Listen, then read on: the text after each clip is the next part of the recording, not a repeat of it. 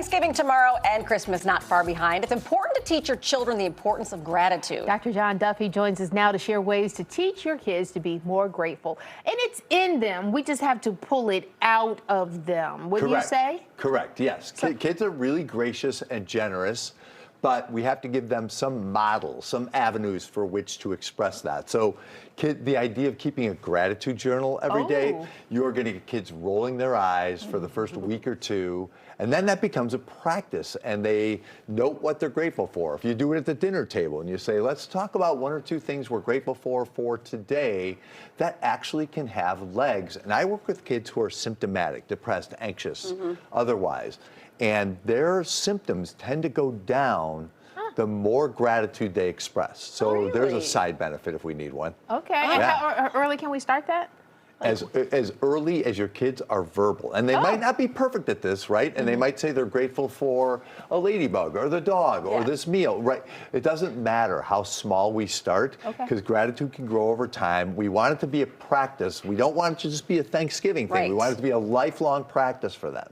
So how do we teach our kids what they have is enough, right? Because kids always want more, and don't realize that what they've got so much better than, say, somebody else might. So our inclination is to lecture in the moment, and I don't know if you've tried it, it doesn't work very well, right? If we're in the toy store and we're saying, here's why you need to be grateful for what you have, we're already losing, right? You know, so we need to model it in our broad everyday lives. We need to show that we're grateful, because if you pay attention to a lot of parents, they will talk about how they can't stand their jobs or their relationships. And, you know, if we talk about how unhappy and ungracious we are, we can't expect gratitude coming from our kids. So from an early age, we need to show them how to be grateful, and you will see that they will begin to mimic that, especially if we start early. And the other way to model it is, I love it, volunteer work. Oh, yes. Volunteer work is huge. I love that. And it has benefits beyond what we can imagine. I like volunteer work where it's not just like, I'll drop some canned goods off at the food bank.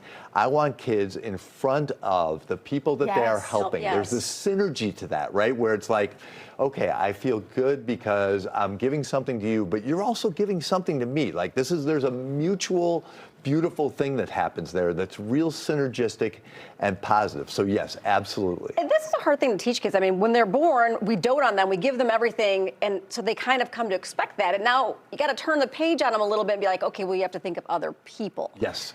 Yeah. When does that really start happening? Well, if you pay attention to the first time your kid comes home from preschool or kindergarten and says, you know, there was a fight and there was this terrible thing that happened, if you get them start to think about, like, what do those kids feel? What do you think is happening there?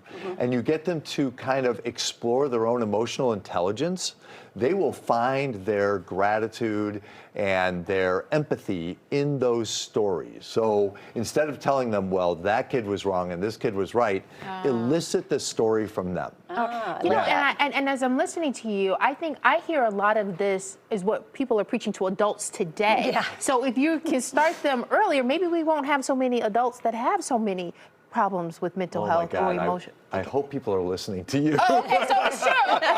Okay, you know. Yes, completely true, right? We as adults aren't always very gracious, and we need to pay attention to our own behavior all the time, because we're modeling it constantly. Yeah, because empathy is just not a natural necessarily occurrence. My oldest it was harder for him to get there, and my two little guys are, because they're twins, are more empathetic to each other and therefore other people. Yes, and I think we need to think differently about the way we look at empathy, because a lot of us look at that as a weakness, right? We're not, you know, we're not alpha, we're not showing our strength, when in fact, empathy might be our greatest strength. Okay, I love it. Real quickly, you have a book that's coming out next month, Rescuing Our Sons. Tell us what it's about. Yes, so I've noticed lately that our boys are struggling in so many ways. The lights are kind of out in a different way than our girls. Our girls are struggling as well, but I can see that they have hope. And I worry that our boys don't have the hope that they need to thrive and be successful in their lives. And this book is committed to making that happen so that there's a playing field where everybody can win. Okay. I love that. You're talking that to is speaking my awesome. language. Pre-order is available now, and it comes out December 5th, correct? Correct, yes. All right, drjohnduffy.com is where you find the information and the book. Happy Thanksgiving. Yes, happy and Thanksgiving, thank you for guys. We teaching were us grateful about that you gratitude. came. Yes, absolutely. Grateful for you guys. Thank you.